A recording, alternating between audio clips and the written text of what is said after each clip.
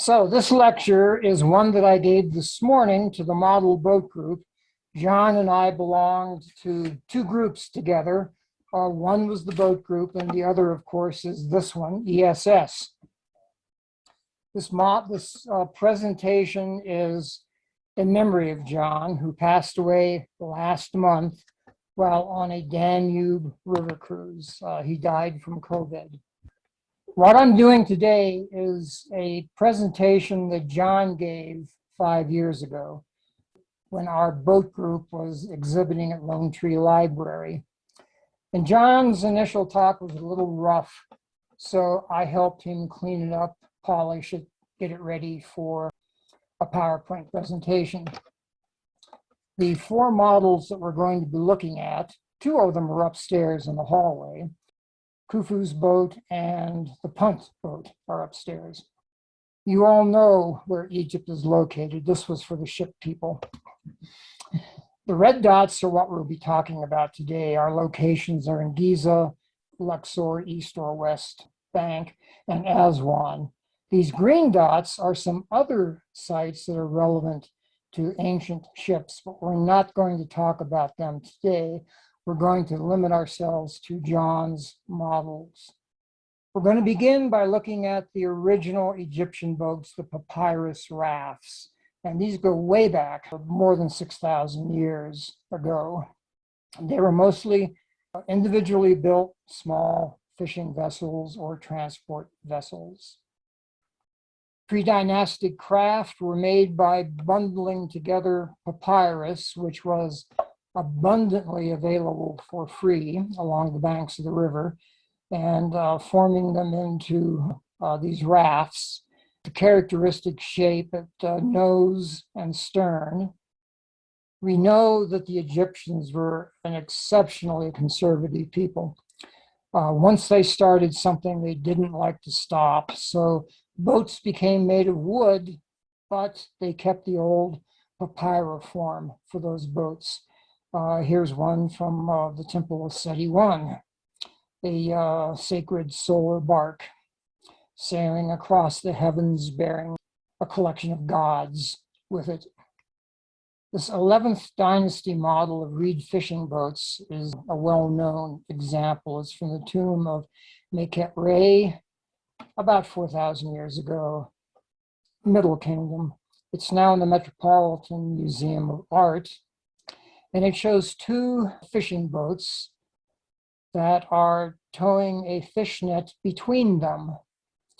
The picture on the upper left, if you look at the broken area, you can see that the model is wood and it has been covered by gesso, and it has then been painted to resemble a papyrus raft. Let's move on. Kufu funeral barge, 4,500 years ago. This is the oldest known intact wooden boat. By a fortuitous set of circumstances, it has remained intact. John wrote an article about the model he built. The article appeared in the Nautical Research Journal, which is a premier model boat building magazine. Some locations that are relevant to the Kufu boat. Cairo is just for general location. Of course, we're going to be on the Giza Plateau by the Great Pyramid, and the Grand Egyptian Museum comes into play. The long promised but not yet delivered. This is a map of the main antiquities on the Giza Plateau. The little sign shows you where the royal boat pit is that contained this ship. The red areas, except for the Sphinx, which doesn't count, but the other red areas are boat pits. The boat pit next to ours, the western instead of the eastern pit by Kufu, didn't fare as well. It also had a boat in it, but it did not remain sealed. These pits were sealed with plaster. When they were built, they were covered over and the covering was sealed with plaster. They were watertight and they were airtight, which is why our boat survived. But the adjacent pit, it's close to a road, and the vibrations caused the seals to break When they put a camera down a hole looking into that second boat pit, there was a beetle looking back at them. And that boat is basically sawdust. Here is the 1982 museum directly above the boat pit. There are two opinions about this museum. Some people think it's an abomination and they don't like it at all. And others, including me, I think it's okay. It's a good way to show the boat. It keeps the boat close to its original home. And the dumb tourists who come through will not think that this is another ancient Egyptian work when they see it, which they probably would believe if it blended in any more than it does. An update. Last year in August, the ship was moved to the new Grand Egyptian Museum, but it's not open yet. So I guess you cannot see this boat at the present time unless you got some special pull to get in early to the GEM. Here's the eastern boat pit. This is ground floor of the old museum. It shows the pit that the boat was stored in, and it shows the blocking stones that covered the pit, and then they filled all the joints and cracks between them with a plaster, which made it airtight. This is the vessel in the bottom of the boat pit. As I told my shipwright buddies this morning, if you build wooden model kits, this is the ultimate kit. It's a full-size actual boat. All you have to do is put it together. There are no instructions. Doesn't matter if there were, they'd be in hieroglyphs. You couldn't read them anyway. We see the blocking stones down the left, and we see a close-up showing one of the oars. The floorboards in boats like this were loose.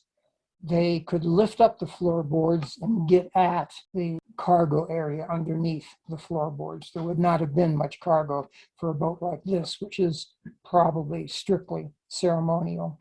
This is one of the exhibits in the old museum, some 3-ply rope that looks pretty much just like rope would today.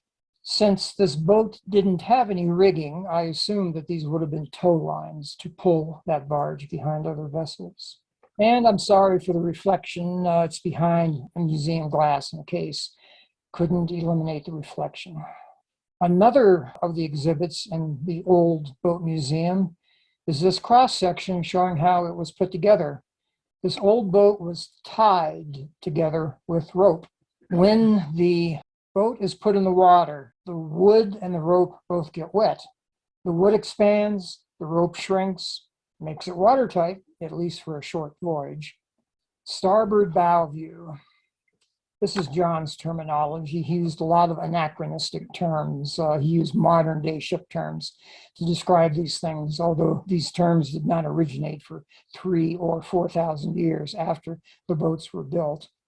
Ahmed Mustafa was the primary restorer at the old Egyptian museum, and he's the one who had the job of putting this boat back together. I believe it took him about 4 tries to get it the way they really believed it was. Something you can notice in this view, this boat does not have a mast. Therefore, it does not have a sail. It has got these extremely long oars, but there is no place for the oarsmen to stand. So the oars are probably ceremonial. No oars and no sail meant that this was a barge. It was probably towed by other vessels. And it was ceremonial, so it was probably not used very often. A reminder, original wood, 4,500 years old, cedar of Lebanon, starboard stern view, Kufu's cabin. Again, these are John's pictures from his talk when he presented it. They're my pictures, but his words. Woodworking details. Most of the woodworking is an effort to conserve and utilize wood. Irregular planks is using up the wood on hand. Scarf joints are for the purpose of making 2 short boards into 1 long one. Again, utilizing the wood because large trees do not grow in Egypt. This comes in from Lebanon. The mortises are very neatly cut, and they were used to pass the rope through that tied the vessel together. Here is John's model. You might notice that it's one piece of wood. He does not show the planks. We see the shape of the hull, but it's a solid block of wood. This model, or a copy of it, is upstairs in the entrance hallway for you all to look at. Here is John's model in its case. John always made a point of building a case that was nearly as complicated as the model, and it reflected some ancient Egyptian theme. In this case, this is a chest out of King Tut's tomb. This model won gold for intermediate scratch built at 2005 Manitowoc. And Manitowoc is a naval museum on the Great Lakes, a maritime museum on the Great Lakes that has an annual boat show. And this morning I asked one of the people who attends regularly, does intermediate refer to the quality of the model, or does it require to the skill level of the builder? And I was told it refers to the skill level of the builder, at which I said he had them fooled, didn't he? As it turns out, your first year at Manitowoc, you go in as a beginner, no matter how good you are. And if you win a gold prize, then you'll jump up to intermediate. And once you won this gold prize, you will jump up to advanced. So let's move along. Oh yes, on the previous model, John made a couple of copies of it. Various people have got copies of the Kufu barge. One of them is being displayed upstairs during this meeting. Bob Breyer, I believe, paid John for a copy of that model. We now come to the Hatshepsut Obelisk barge, which is 1,000 years younger than the Kufu boat. John published an article on this, also in the Nautical Research Journal, 2004, the winter issue. John has a little introduction to the beginning of his article, and I'm going to show that in larger text, and I'm going to read it to you. You can read along.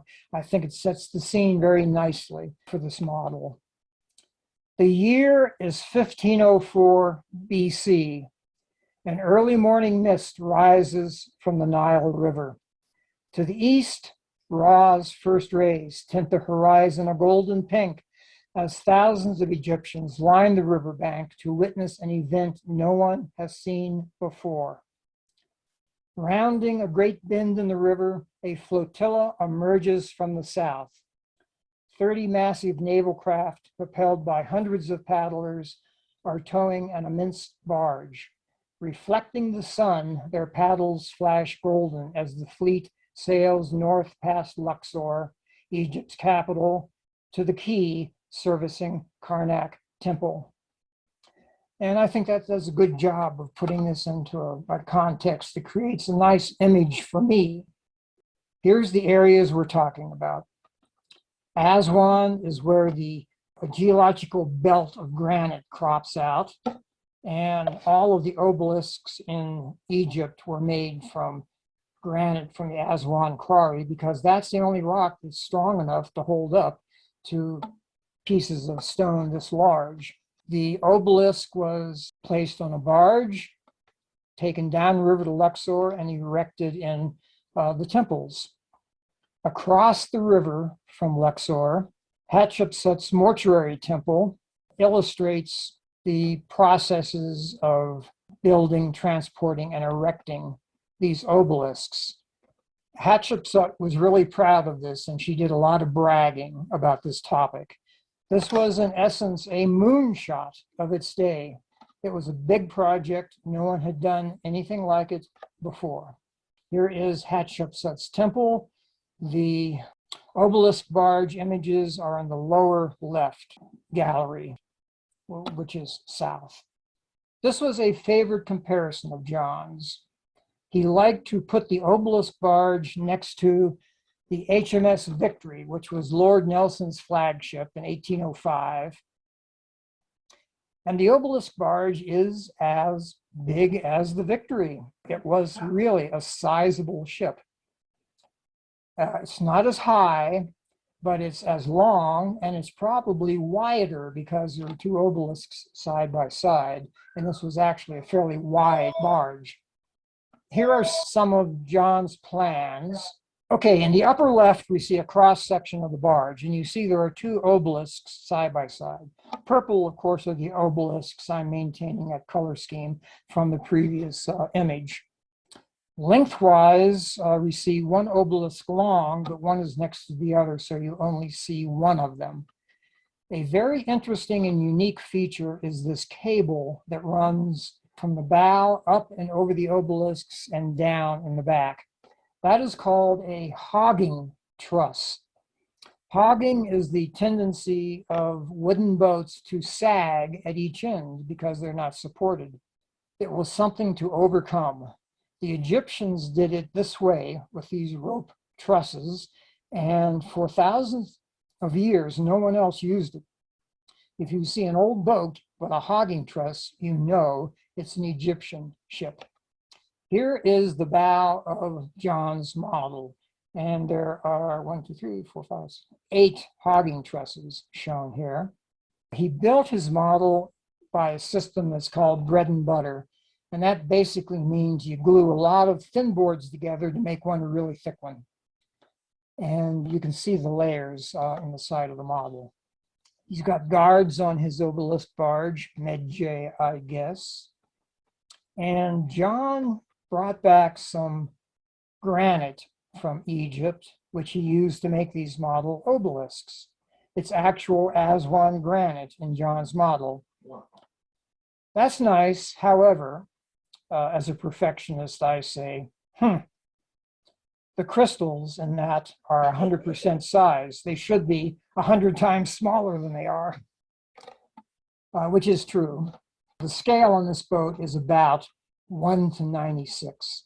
Model boat builders use an odd scale like that because it is 1/8 of an inch equals 1 foot. Anyone in Europe wouldn't use 1 to 96, they'd just say 1 to 100. Which is what I do with my models, 1 to 100. Here's the other end, the stern of the obelisk barge. There are 4 steering oars, 2 on each side. You can see that there are deck support beams, and they pass all the way through the hole, and they stick out. The floorboards, or the deck boards on this ship, are not fastened in place. They could be lifted up, which would allow you to get below decks at the cargo area. This is why we know how the Egyptians built obelisks. This was being made for Hatshepsut, and it cracked during processing, so they abandoned it and just left it there. And the sands conveniently drifted in and covered it over until archaeologists in the last 100 years have begun uncovering everything. As you can see, there is granite rubble all around. I don't know where John picked up his pieces of granite, but he probably was not supposed to have done so wherever it was. Hatshepsut was very proud of her obelisk project. Here are the 2 obelisks illustrated in the Red Chapel at Karnak. Here's one of them, still standing after 3,500 years. It's 97 feet high. It's a little less than 10 foot square at the base, and it weighs about 686,000 pounds. And there are 2 of them on the boat. Now, you might wonder, I asked the question, how long do you think it took to complete this construction project? And those who know the answer, please don't say. How long do you think it took? Well, there's an inscription on the base. It took 7 months, which is almost instantaneous. The obelisks, both of them, were quarried and carved and transported and erected in 7 months. The second obelisk fell in an earthquake, and that was in antiquity. It fell on top of a temple, crushing the temple, breaking the obelisk. And it remained that way until sometime around the year 1900, when the archaeologists started working in that area, and they moved this remains of the upper part of the obelisk off next to the sacred lake in Karnak. And there it stayed for another 100 years. That's where it was when, I believe I'm the one that took this picture. But anyway, that's where it was when I saw it. But a couple of months ago, they stood it up. Here's the Egyptian archaeology crew. They called in some heavy equipment from the Egyptian army to do the lifting, the heavy work. This picture that I photographed has got these hieroglyphs at eye level, and now they're 40 feet in the air, so I don't believe I'm going to repeat those pictures again. Here is one of the pictures from the Pyramidion, the top of the obelisk. Shows the god Amun in the funny hat, Hatshepsut on the ground in front of him, and Hatshepsut's throne name, Ma'at Ka-Re, within the cartouche. This is how obelisks were displayed, their role in temple architecture. This is probably Luxor, and that means that these are probably Ramses II's obelisks, and that means they're 75 feet high. And one is no longer there. One is, and one's gone away. But John really showed this picture for you to see the pylons. Pylons being these truncated trapezoidal columns that flank the entrance to the museum, because John used the pylon as his model for making the case for the obelisk barge, as we see here. This barge won Modeler's Choice from our local Rocky Mountain Shipwrights Fall Show back in 2004. Modeler's Choice is all the exhibitors at the exhibit voted in which one they thought was best. And John won.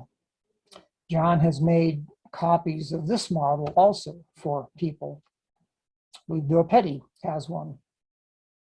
This is where John ended his presentation because he only had 20 minutes to give his talk. But I'm going to continue. I'm going to look at his other Egyptian models, and I'm going to go into some greater depth on this obelisk barge. A little more about the obelisk barge, because there is a little bit of controversy concerning this barge. Some people say that it doesn't look like what is illustrated on the walls of Hatshepsut's temple. Therefore, John is wrong. Well, if you go online and do a search for the Google term obelisk barge Hatshepsut, what you will get back, the first hit is our Rocky Mountain Boat Club, and it shows John's model. Down here at the bottom of this column is the ESS site, and this is showing David Pepper's talk of a few months ago about Hatshepsut, and it's either the same picture, or at least it's the same model by John. But if you look at the other hits, you will see that there is more than one design that is shown here. It boils down to, were the obelisks side by side as John showed them, or were the obelisks end to end as shown in the temple? The reason this question comes up is because the ancient Egyptians are well known for not being 100% literal in the illustrations that they put into tombs and temples. Let's look at a couple of hieroglyphs to demonstrate that. Let's look at the one in the middle, the official. You know he's an official because he has a stick to beat people with. You have all heard the term walk like an Egyptian. Well, the human body is fairly contorted in this typical view. If we look at the official, from his feet to his waist, he is side view. From his waist to his shoulders, he is front view. His head is side view again. His arms are side view, but they attach to shoulders that are front view. So if you're going to walk like an Egyptian, you need to be quite a contortionist. The ship that is shown next, the third hieroglyph, is another example. We see the side of the ship in side view, but we see the sail in rear view. If a ship actually had its sail set up like this, it would be blowing sideways. The Egyptians did things like this because they thought it was important to show each aspect in its characteristic and defining view. So when you see shoulders from the side, you can hardly tell they're shoulders, and so forth. There's another subtle difference in this picture, and that is the boat is backwards. We know that when you're reading hieroglyphs, you read into the faces. So you look from the left to the right on these three glyphs. You're looking into the face of the man, the face of the official. But it's the stern of the boat, because the Egyptians thought that sailing upstream was somewhat of a backward proposition. So they show their hieroglyph backwards with respect to all the other hieroglyphs in the text. So my point in bringing this up is to emphasize that the illustrations on Egyptian temple walls are not always 100% literal depictions of how things actually looked. That is important because here is the inscription on Hatshepsut's temple wall, and she does show the obelisks end to end in one line. Now, from what I just said, you would expect that if this barge contains two obelisks, the Egyptians are darn well going to show two obelisks, even if in real life one of them would be hidden behind the other one and not visible. There are some clues in this illustration that this picture is schematic, not literal. The really big giveaway, arrow number 1, is that the obelisks are only half size in this illustration. Remember what I showed earlier of the actual obelisks? These short little stubbies are half that size. So for a real world, real obelisk, this barge would have to be twice as long as it is. A second sign, number 2, is that the crew members, as illustrated at this scale, would be about 20 feet high. The average Egyptian was about 5'2". And the third hint, arrow number 3, is that this boat is carrying well over 1 million pounds of cargo. It's about 1.3, 1.4 million pounds of granite. And that boat would be sunk way down in the water, be riding much lower than we see in this picture. But if you put your model boat or your picture of the boat low in the water, you do not see its characteristic form, which is what the Egyptians wanted to show. So they lifted it up. Conclusion, this picture is schematic. It does not necessarily show the obelisk barge and its cargo the way it was in real life.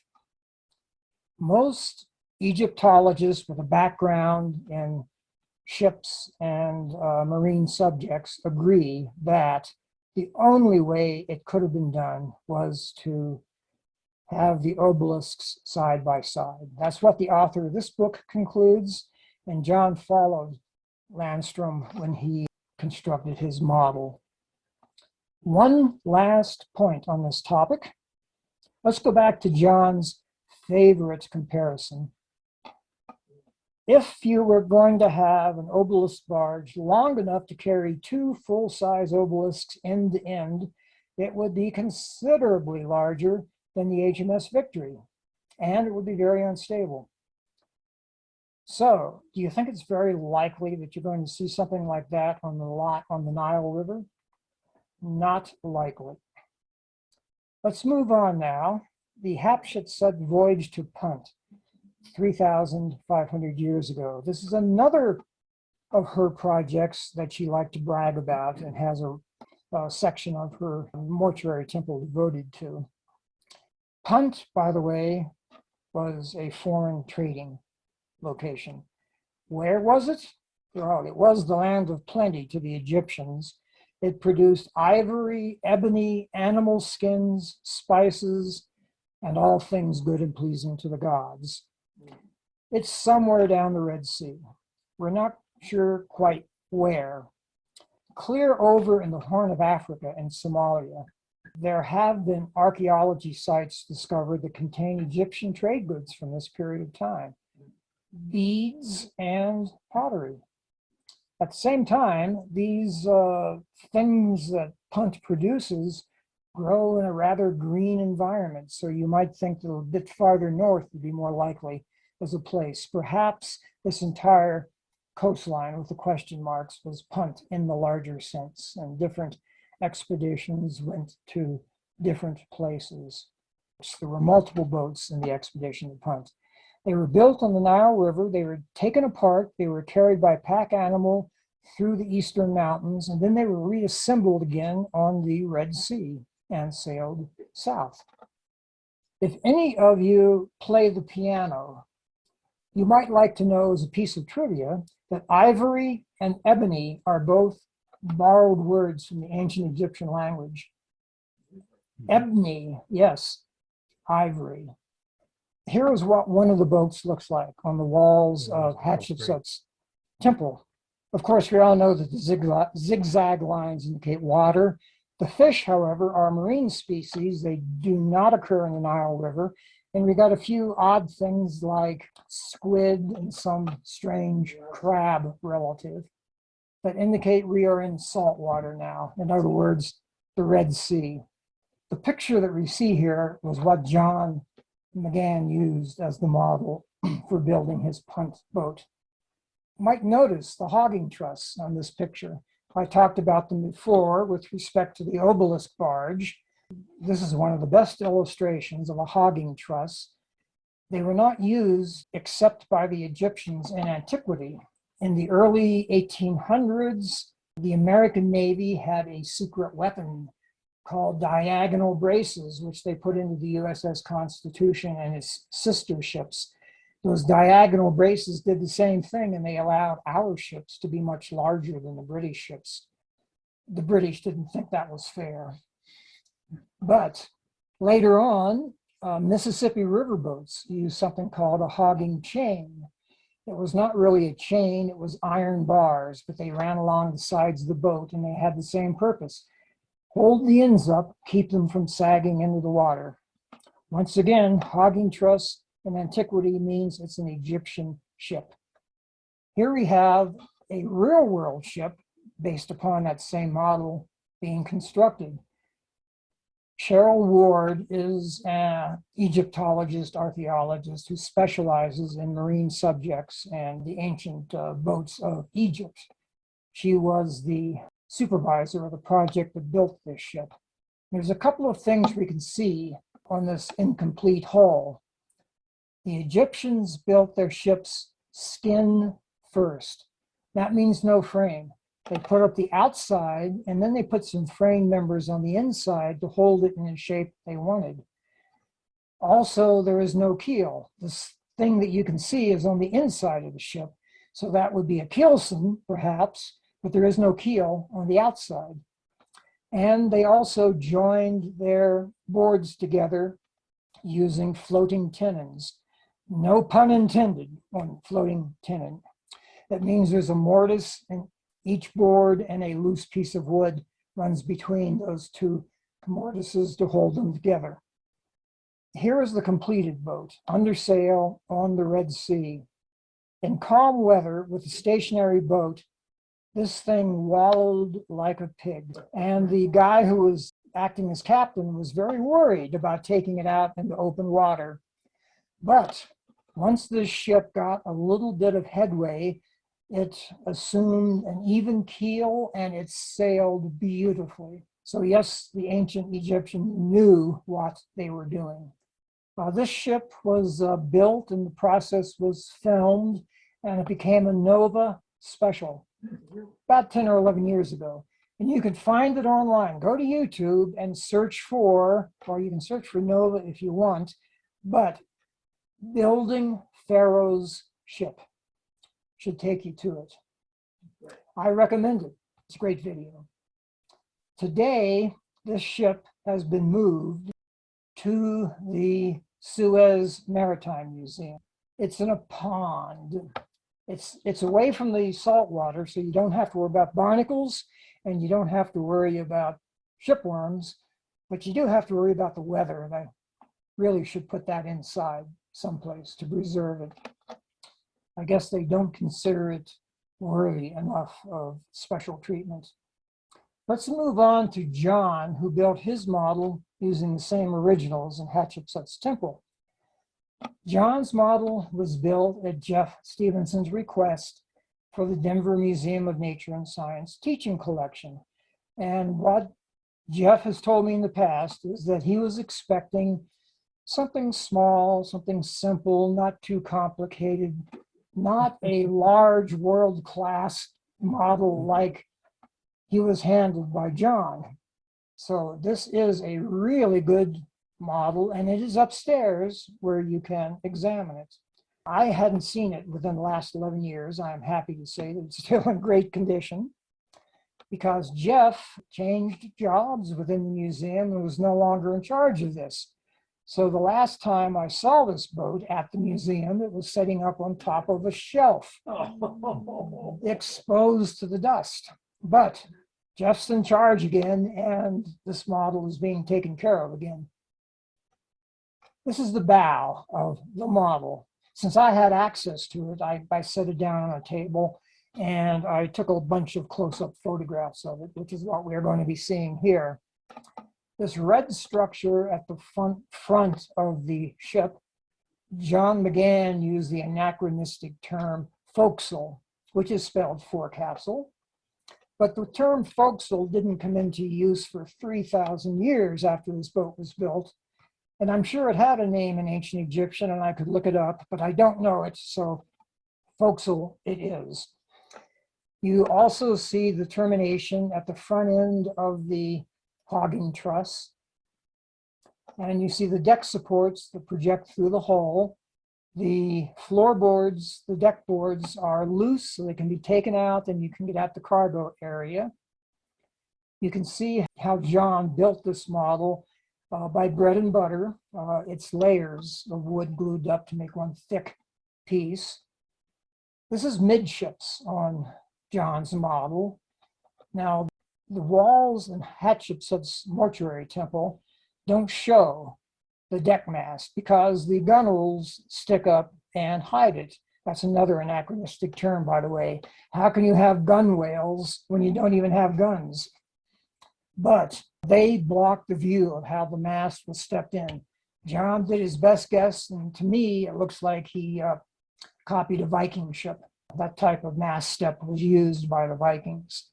Also, right next to the mast, John has a Spanish windlass to tighten up the hogging truss. John was very nice in that he provided seats for the rowers, although the illustration in Hatshepsut's tomb showed the rowers all standing. And this boat would not normally be rowed. If you're on someplace like a river or someplace going with the current, you would follow the current. If you have to go against the current, you would try and tack with the wind. If that didn't work, as a last resort, you would row. The oars are tied up along the gunwales. Here we see the mast and the rigging. It has a single square sail.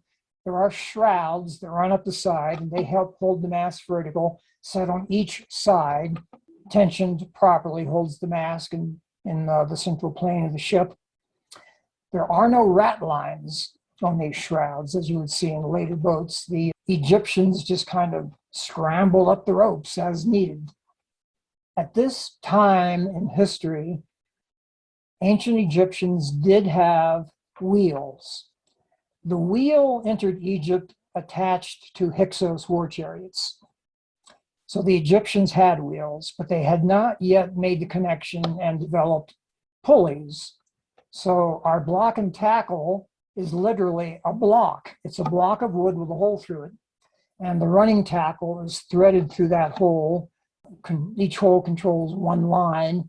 Yes, that would cause a lot of wear, but that's the way they did it before pulleys were adopted. Here's the stern. You see the termination of the hogging truss. If that red box up front is going to be a forecastle, then this one has to be a quarterdeck or a stern castle. We have the two steering oars. They're really big things, as you might have noticed when I showed you the Men of the Desert model ship. The handles for these steering oars are called tusk handles. They look like elephant tusks, and they serve as tillers. So there'd be two helmsmen or two steersmen, one on each oar. A lotus blossom at the end of the ship. You can see the bread and butter layering of the way John built this model. His base was taken from the original wall inscriptions in the temple, but the paint is all weathered off of those inscriptions. So the colors on these fish are John's own imagination. And as the Punt ship sails away, possibly towards the land of Punt, we move on to our last model. This is the model ship, one of the model ships in Tut's tomb, and it's from about 3350 years ago. Our locations, capital city of Luxor, Valley of the Kings, across the river, KV 62, the tomb of King Tut, and we are just now coming up on the 100th anniversary. I believe it's November 2nd or 4th, I forget, of this year as the 100th anniversary. This model made the cover of Nautical Research Journal. It's from the winter of 2011. The picture of the original model is a little misleading on the right. There's two crescents. The one on the bottom is the ship hull. The crescent above it is a lowered sail that has not been stowed away. So the hull of the ship is the part on the bottom. There were 35 model ships in Tut's tomb. Of course, the ships served a ceremonial purpose. They were to carry the soul of the departed pharaoh, who had now become a god, across the heavens to accompany the other gods. The red arrow in this picture points to the model we're considering. About half of the other models were in this room. What was the model used for? Again, a quote out of John's article. John's own words: "They were intended to convey the pharaoh through the afterlife for eternity. Thus far, it has completed its mission." Here we see John's workshop. This model is 46 inches long, which is about the same size as the original in Tut's tomb. We don't know the real-world boat that this model was originally modeled after, so we don't know a scale. But the real-world boat was fairly small, and this model was fairly large. So I'm guessing a scale in the ballpark of 1 to 50, perhaps. Here we see the bread and butter construction. Here the boat is glued up. Here the boat is smoothed up. And here he turns it over and he's using a router to cut out the deck area, leaving the gunwales behind as that narrow strip of wood along the edge. This is the deck cabin of Tut's model. Now, John took his paint scheme directly from the model in Tut's tomb. The main difference being that John's paint is new and fresh and bright, whereas in the tomb it's kind of old and faded out. There are model makers who think that painting your model is one of the hardest parts of modeling. Those people think that this is a really fantastic model. It is a complicated paint job. I'm not even showing you the undersides of the hull, which are also painted. Here is John's model in a case. He followed true to form, and he made a case that reflected an ancient Egyptian theme. In this case, the papyriform columns at Luxor Temple. This one won gold medal for advanced scratch built at 2011 Manitowoc. The Oriental Institute in Chicago now owns this museum. Back in 2011, when the article was written, this model was not exhibited to the public at the Oriental Institute. It was back in the archives area where the professional Egyptologists had access, but the general public did not. So let's summarize. Here we see a busy day on the Nile River 3,500 years ago. Most of the kind of boats that we have been talking about are seen in this illustration. We even have an obelisk barge back there. Now, we are on the west bank of the Nile River, and we're looking east towards the Karnak temple complex. Downstream is off to the left, and that brings an immediate question to my mind is, why is that obelisk barge going back upstream? That's where it came from. Let's just give the artist the benefit of a doubt and say that the obelisk barge is in a holding pattern and it's waiting for the dock facilities to be made ready for it over at the temple. I'm sure they knew it was coming. I'm sure they were ready for it. And the one in the foreground? The one in the foreground is a typical Nile River merchant vessel cargo ship.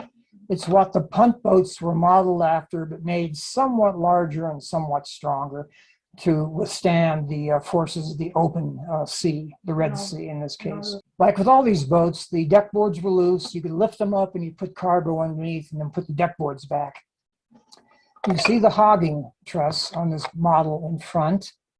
Let me add that for these ships that are large enough to have a mast and a sail, you'll notice that the ones that are headed upstream have their masts up.